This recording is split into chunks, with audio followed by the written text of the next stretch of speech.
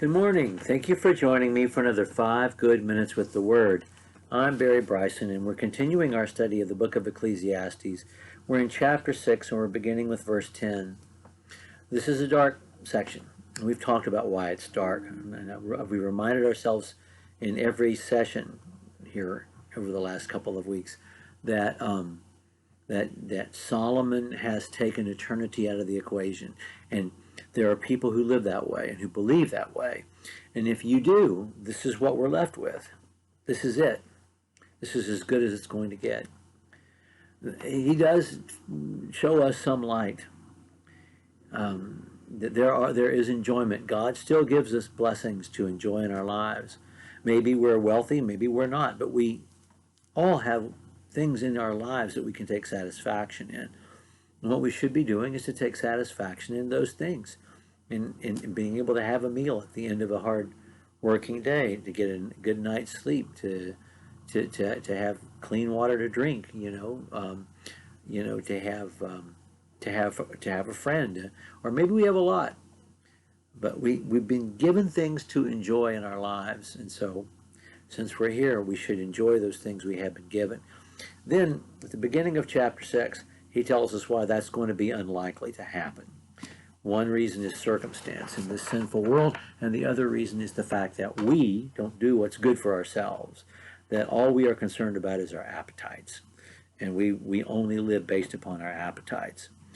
So what he says in verses 10 through 12, hard to translate, hard to think about, but I think if we'll listen for a bit, we'll understand what he's saying.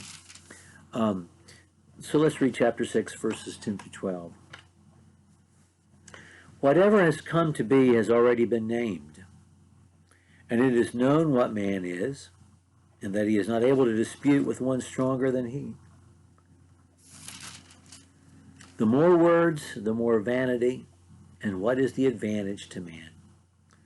For who knows what is good for a man while he lives the few days of his vain life, which he passes like a shadow? Who can tell man what will be after him under the sun? These questions are so loaded. Whatever has come to be has already been named.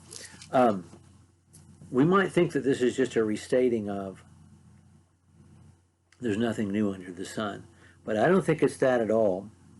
I think that he's talking about the universe itself, and the order of the universe has been set.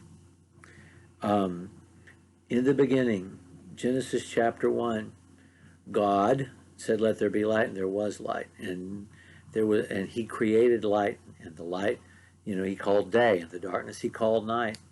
He called, and he named everything as he was creating it. He gave it a name, and he declared it to be good. Those things are fixed. They are fixed.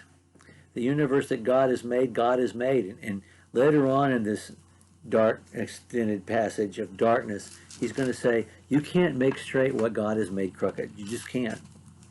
And he's introducing that notion right here, that we live in the universe that God has made, and he's made it the way it is. It is the way it is. We can no more controvert the law of gravity or the second law of thermodynamics than if we had, then we can fly. Then we can grow wings of our own will and fly. We just can't. We live in a world, in a universe that God made for us, and he made it good for us, but we messed it up.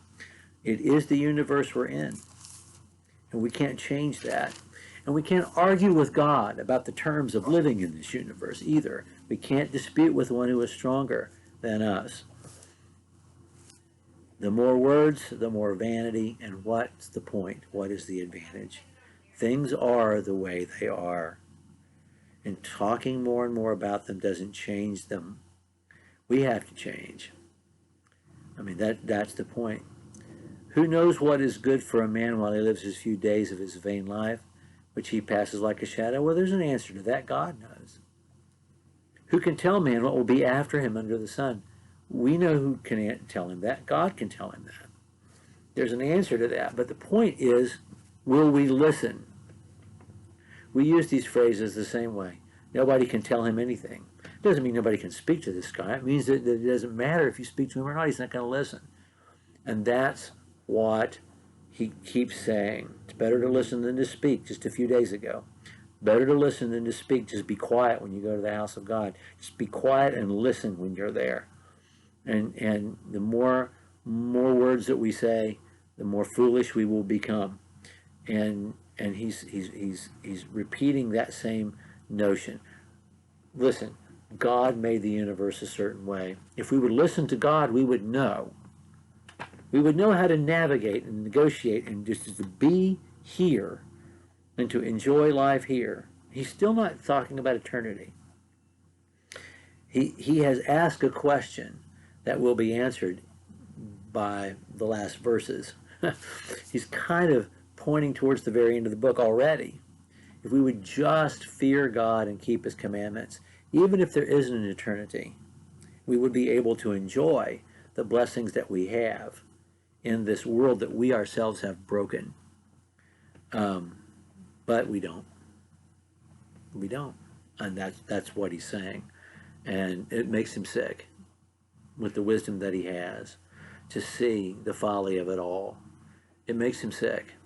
And I think he's probably using that not metaphorically. I'm sure it has made him physically sick to see the ignorance, the waste, the willful rebellion, just the way that we just don't even enjoy the small things that we have here. I'm sure it does make him sick.